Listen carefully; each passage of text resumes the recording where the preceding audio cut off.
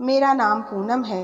हमारी और दीपक की शादी को 4 साल हो गए थे, पर अभी तक हमें बच्चा नहीं था।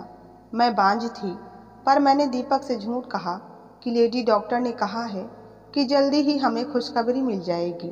पर मैं अब झूठ बोल बोल कर थक गई थी। मन में आता कि दीपक को सब कुछ साफ साफ बता दूं। मैं उसे अब और फंसाना नहीं चाहती थी और इसलिए उसे सच बताने से पहले मैंने अपनी माँ को फ़ोन किया और सब कुछ बता दिया। तब माँ कहने लगी कि एक काम कर, दीपक की दूसरी शादी करवा दे, जिससे कि जीवन भर वो तेरा ऋणी रहेगा और तुझे छोड़कर भी नहीं जाएगा। मुझे मम्मी की बात सुनकर बहुत गुस्सा आ रहा था और मैंने बीच में ही फ़ोन काट दिया। शाम को दीपक जब घर आया तो कहने लगा, क्या हुआ पूनम, घर में इतना अंधेरा क्यों कर रखा है? तो और क्या करूं, जब भगवान ने ही मेरी ज़िंदगी में अंधेरा कर रखा है तो इस कमरे के अंधेरे से क्या फ़र्क पड़ता है? तुम ऐसे क्यों बोल रही हो? मैं हूं ना तुम्हारा साथ देने के लिए। मैंने बहुत हिम्मत करके दीपक को सब कुछ सच बता दिया कि मैं बांझ हूँ और कभी माँ नहीं बन सकती। ये सुन दीपक के चेहरे का रंग ही उड़ गया, पर अगले ही पल उसने मेरा हाथ अपने हाथों में लिया और कहने लगा कि कोई बात नहीं पूनम, मेरे लिए तुम ही काफ़ी हो।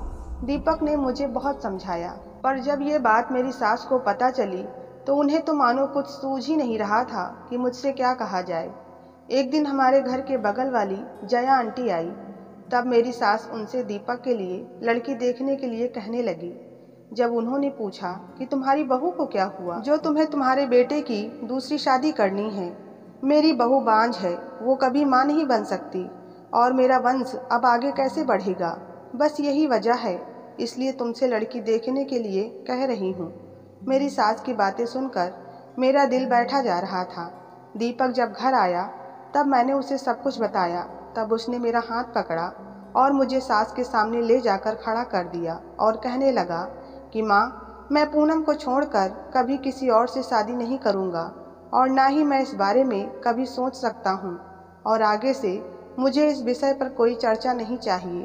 तब सास कहने लगी कि आज तक मैंने एक बांझ पत्नी पर इतना गर्व करने वाला ऐसा पति नहीं देखा। पर ये सारी बातें सुनकर मुझे अपनी किस्मत पर बहुत गर्व महसूस हो रहा था। मैं भगवान का शुक्र मना रही थी कि उन्होंने दीपक जैसा मुझे पति दिया। रात में जब मैं अपने कमरे में जा रही थी तब जाते समय मुझे सास की किसी से बात करने की आवाज़ आई। वो अपनी बेटी से दीपक के लिए दूसरी लड़की देखने के लिए बोल रही थी। ये सब सोच सोच कर मेरा दिल बैठा जा रहा था। कमरे में आकर मैंने अपनी माँ को फ़ोन लगाया और यहाँ की सारी बातें बताई। माँ पूछ रही थी कि मैंने काफ़ी दिनों से फ़ोन क्यों नहीं किया। उन्हें मेरी चिंता हो रही थी। मम्मी की बातें सुनकर मुझे रोना आ गया और मैं कहने लगी कि क्या करूँ माँ, रो नहीं तो क्या करूँ, यहाँ तो मेरे सिर पर हर वक्त तलवार टंगी हुई है। सास ने नंद और बगल वाली आंटी से दीपक के लिए दूसरी लड़की देखने के लिए बोला है। माँ, दीपक बहुत अच्छे हैं, वो मेरे लिए अपनी माँ से भी लड़ जाते हैं, पर ऐसा कब तक चलेगा? एक ना एक दिन उन्हें भी बच्चे की कमी खलेगी, फिर तो उन्हें दूसरी शादी करनी ही पड़ेगी। बेटा, मैं समझ सकती हूँ कि तुम पर क्या बीत रही होगी, इसीलिए मैंने तुमसे ही दीपक के लिए लड़की देखने के लिए कहा था। इतनी करोड़ों की संपत्ति के लिए एक तो वारिस चाहिए ही ना, और अगर तुम उसके लिए एक गरीब घर की लड़की देखती हो तो वो भी जीवन भर तुम्हारी ऋणी रहेगी और तुम्हें वो घर छोड़कर भी नहीं जाना पड़ेगा। और उसे कोई बच्चा होता है तो तुम्हें भी उस घर में माँ का दर्जा मिल जाएगा। माँ से ये बात करके ये सारी बातें मेरे सिर में चल रही थी, पर ये मेरी मजबूरी थी और मैं ये भी जानती थी कि दीपक मुझसे बहुत प्यार करता था और उसका ये प्यार कभी कम नहीं होगा। बस इसीलिए मैं सबसे छुपकर दीपक के लिए लड़की देख रही थी। चलिए थोड़ा आपको अपने बारे में डिटेल में बताती हूँ। मैं गांव के एक सरपंच की बेटी थी। मेरे माता पिता, मेरा भाई सब मुझ पर जान छिड़कते थे। मैं दिखने में बहुत सुंदर थी। बस मुझे एक चीज़ की कमी खलती थी कि मेरे माता पिता ने मेरी शादी बचपन में ही तय कर दी थी। उसका नाम भुवन था। उसने स्कूल की शक्ल तक नहीं देखी थी और मैंने अपनी पढ़ाई पूरी कर ली थी। हमारे गांव में एक लड़की का इतना पढ़ लेना बहुत बड़ी बात थी। भुवन का व्यवहार बहुत अजीब था। उसे अच्छे बुरे तक की पहचान नहीं थी। गांव में करीब करीब सभी लड़कियों से उसका अफेयर था और जिस वजह से मैं उसका तिरस्कार करने लगी थी। इतना होने के बावजूद भी वो मुझसे प्यार करने का दावा करता। एक बार गांव के मेले से वो मेरे लिए चूड़ियां लेकर आया, जिसे मैंने उसके सामने ही तोड़ दी थी, जिस वजह से मैंने भुवन की आंखों में आंसू देखे। मुझे अपनी गलती का एहसास हुआ, पर अगले ही दिन मैंने देखा कि भुवन किसी लड़की के साथ घूम रहा था। मेरे मन में उस दिन उसके लिए जो सहानुभूति जागी थी, वो ये देखने के बाद ना के बराबर ही हो गई। मैंने अपने माँ पापा से भुवन के बारे में बताया तो कहने लगे कि कोई बात नहीं, समय के साथ भुवन सुधर जाएगा। कुछ समय बाद मेरे भाइयों ने गांव में अस्पताल बनवाने के लिए अर्जी दी थी। थोड़े दिनों बाद कुछ लोगों की टीम जगह का निरीक्षण और बाकी की कागजी कार्रवाई करने आई। अस्पताल बनने की शुरुआत हो गई थी। आई हुई टीम वापस लौट गई। बस उनमें से एक व्यक्ति वापस नहीं गया, जिसका नाम दीपक था, जिसे यहाँ का माहौल बहुत ही पसंद आया। उसने मेरे पापा से इजाज़त लेकर कुछ दिन गांव में बिताने की सोची। एक दिन मैं अपनी सहेली के साथ जा रही थी कि अचानक मेरी नज़र दीपक पर पड़ी। वो मुझे एक ही नज़र में भा गया था और उसकी आंखें भी कह रही थी कि मैं भी उसे पसंद आ गई थी।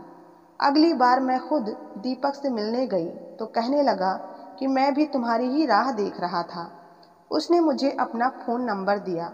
हमारा प्यार परवान चढ़ रहा था और इसी बीच दीपक ने मुझसे शादी के लिए पूछा, पर मैंने उसे अपने और भुवन के बारे में सब कुछ साफ साफ बता दिया और उससे कहा कि तुम मेरा हाथ मांगने अपने घर वालों को लेकर यहाँ नहीं आ सकते क्या।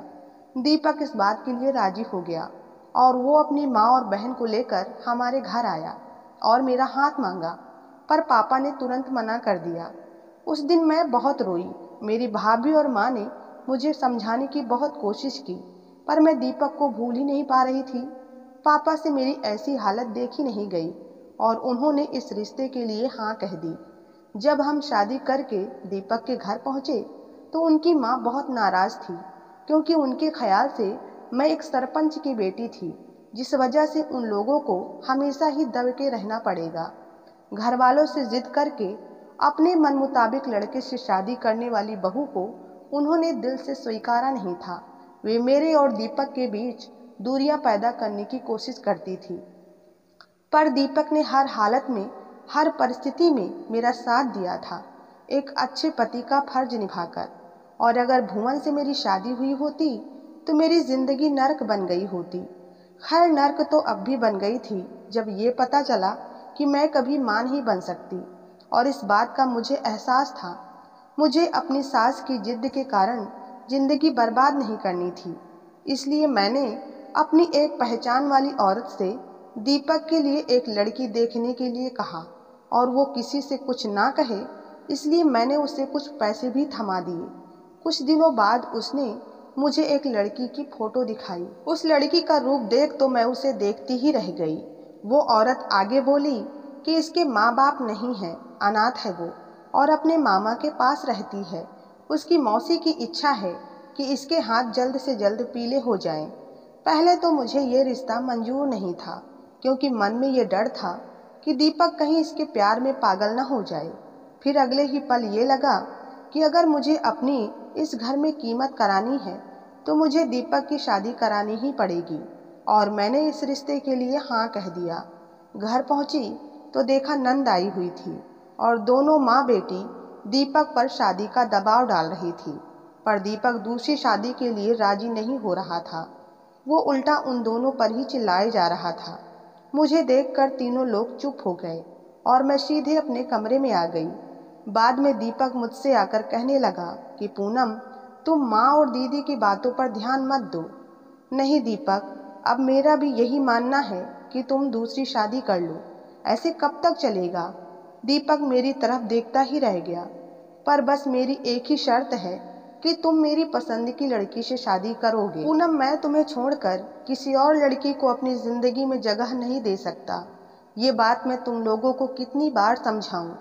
मुझे बच्चे की कोई चाह नहीं थी, बस मैं दीपक को खोना नहीं चाहती थी, जिस वजह से मैं ये सब कर रही थी। खैर, कुछ दिनों तक हम दोनों में बोलचाल सब बंद थी, पर समय के साथ मैंने दीपक को दूसरी शादी के लिए राजी कर ही लिया।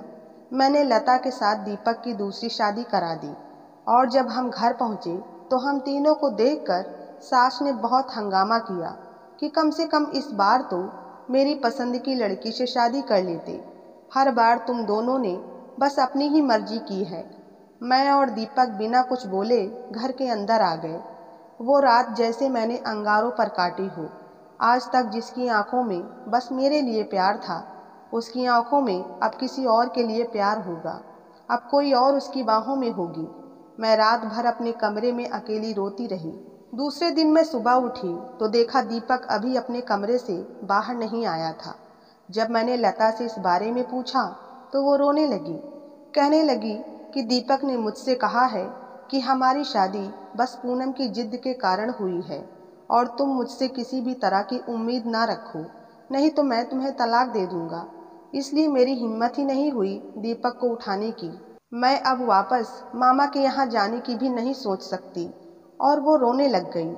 मैं यही सोचने लगी कि उस औरत ने सच में मुझे बहुत ही असहाय लड़की ढूंढ कर दी है। मैं मन ही मन खुश हो रही थी और यही सोच रही थी कि शायद कमरे में मेरे जाने से दीपक बाहर आ जाए। पर आज शादी का तीसरा दिन था और वो अभी तक कमरे से बाहर नहीं आया था। मुझे अब थोड़ा अजीब लगने लगा। मन में अजीब अजीब से ख्याल आने लगे थे। फिर एक दिन मैंने खिड़की से देखा कि लता दीपक के लिए नाश्ता बना कर लाई और वो दीपक के एकदम करीब जाकर बैठ गई। दीपक ने भी उसे अपनी बाहों में ले लिया था। ये सब देखकर तो मैं सुन्न ही रह गई और मैं उल्टे पांव अपने कमरे में आने लगी। तभी मैंने सास को नंद से ये कहते सुना कि क्या दिमाग का इस्तेमाल किया है तुमने? सांप भी मर गया और लाठी भी नहीं टूटी। और ये सब उस लालची औरत के कारण हुआ जिसने लता का रिश्ता पूनम को बताया। दीपक को तो लता पहली ही नज़र में पसंद आ गई थी और वैसे भी वो पूनम मुझे पहले से ही पसंद नहीं थी। इसीलिए तो मैंने उसे इतनी गोलियां खिलाई कि वो अब कभी मां नहीं बन सकती। ये सब सुन ऐसा लग रहा था कि मानो किसी ने मेरे कानों में गरम गरम तेल डाल दिया हो और मैं वहां से सीधे अपने कमरे में आ गई। सुबह जब मैं ये सब दीपक को बताने जा रही थी तो कमरे से दीपक के बात करने की आवाज़ आ रही थी। वो लता से बोल रहा था कि मैंने पूनम से शादी करके बहुत बड़ी गलती कर दी थी, क्योंकि जब से हमारी शादी हुई थी तब से उसका भाई आए दिन मुझे फ़ोन करके धमकाया करता था कि अगर मेरी बहन को कुछ भी तकलीफ़ हुई तो तुम्हारी खैर नहीं। बस इसीलिए इतने सालों के बाद भी सब कुछ जानते हुए मैं उसे छोड़ नहीं पाया और उसे इतने सालों तक झेल रहा था। पर अब लता तुम मुझे मिल गई हो, अब मुझे कुछ नहीं चाहिए। मैं तो तुम्हें देखते ही तुम्हारे प्यार में पड़ गया था। अब मुझे कोई फ़र्क नहीं पड़ता कि वो इस घर में रहे या यहाँ से चली जाए। ये सब क्या सुन रही थी मैं? जिस दीपक पर मैंने इतना विश्वास किया उसी ने मेरे साथ विश्वासघात किया। अब मुझसे रहा नहीं गया और मैं सीधे ही उसके कमरे में पहुंच गई। वे दोनों मुझे ऐसे अचानक देखकर हैरान रह गए। मैंने गुस्से में उनसे कहा कि दीपक, तुम ऐसा कुछ मेरे साथ कर सकते हो ये मैंने कभी सपने में भी नहीं सोचा था। अगर तुम्हें मुझसे छुटकारा ही चाहिए था तो पहले ही बता देते, मैं खुद यहाँ से चली जाती। मैं रोते रोते अपने कमरे में आ गई और अंदर से दरवाज़ा बंद कर लिया। दीपक मेरा दरवाज़ा बजाए जा रहा था पर मैंने दरवाज़ा नहीं खोला। उसी रात मैंने दीपक का घर बिना किसी को बताए छोड़ दिया और एक आश्रम में आकर रहने लगी। मायके जाकर भी क्या किसी को बताती, जिद करके जो शादी की थी। हालांकि मैंने अभी तक दीपक को तलाक नहीं दिया था। माँ को जब ये बात पता चली तो वो मुझे गांव ले जाने की जिद करने लगी, पर मुझ में पापा और भाई का सामना करने की हिम्मत ही नहीं थी। एक दिन आश्रम का गार्ड मेरे पास एक लिफाफा लेकर आया और बोला कि मैडम ये लिफाफा आपके लिए है, एक आदमी दे गया है। मैं सोचने लगी कि दीपक और उसका परिवार इतना नीचे कैसे गिर सकता है कि उसने तलाक के कागजात भी भिजवा दिए। खैर मैंने गार्ड से वो लिफाफा ले लिया और अपने कमरे में आ गई। मैंने दीपक से ये अपेक्षा नहीं रखी थी, पर जब मैंने वो लिफाफा खोला तो मैं तो उसे देखते ही हैरान रह गई, क्योंकि वो लिफाफा दीपक ने नहीं भुवन ने भेजा था, जिसमें वही चूड़ियाँ थी जो एक बार उसने मुझे दी थी। मैं गार्ड के पास गई और जब उससे पूछा तो वो बताने लगा कि ये लिफाफा जिस शख्स ने दिया है उसने कहा है कि अगर वो ये चूड़ियाँ तोड़ देती हैं तो मुझे फिर से इकट्ठी करके लौटा देना। यही मेरी ज़िंदगी जीने का सहारा है। उसकी बातें सुनकर मेरी आंखों से आंसू बहने लगे। लोफर और गैर जिम्मेदार भुवन ऐसा भी हो सकता है, ये मैंने सोचा भी नहीं था। पर अब मेरा किसी पुरुष पर विश्वास ही नहीं रहा।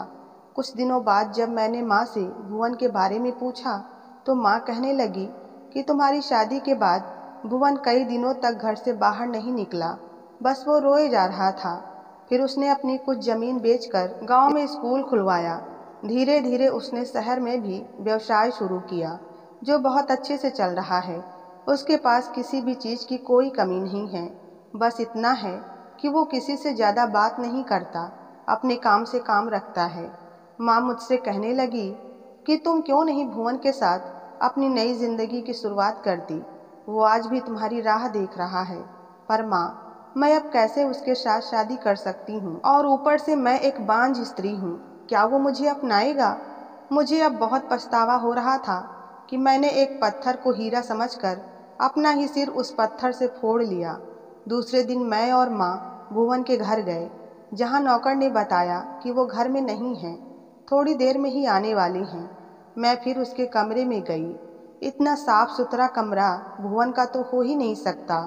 फिर मेरी नज़र दीवार पर लटकी उस फ्रेम की तरफ गई जिसमें मेरी तोड़ी हुई चूड़ियों से पूनम लिखा था। कितना प्यार करता था भुवन मुझसे और मैं। थोड़ी देर बाद एक व्यक्ति मेरे सामने आया जो एकदम ऑफिशियल लग रहा था, और वो था भुवन। उसे देखकर मैं रोने लगी। मैंने भुवन से अपने किए की माफ़ी मांगी, क्योंकि शायद मैंने उसके साथ जो कुछ किया उसी की सज़ा मैं आज तक भुगत रही हूँ। घर वालों की मर्जी के साथ मैंने और भुवन ने शादी कर ली। दीपक और मेरा तलाक हो गया था। बाद में मुझे पता चला कि शादी के इतने सालों बाद भी दीपक पिता नहीं बन पाया था। उसकी माँ को पैरालिसिस हो गया था, जो बिस्तर पर ही पड़ी रहती थी। भुवन ने शहर में मुझे एक अच्छे डॉक्टर को दिखाया, जहाँ से मुझे माँ बनने की उम्मीद मिली थी। अब मैं भुवन के साथ एक खुशहाल ज़िंदगी जी रही हूँ। तो आपको ये कहानी कैसी लगी, कमेंट बॉक्स में ज़रूर बताएं।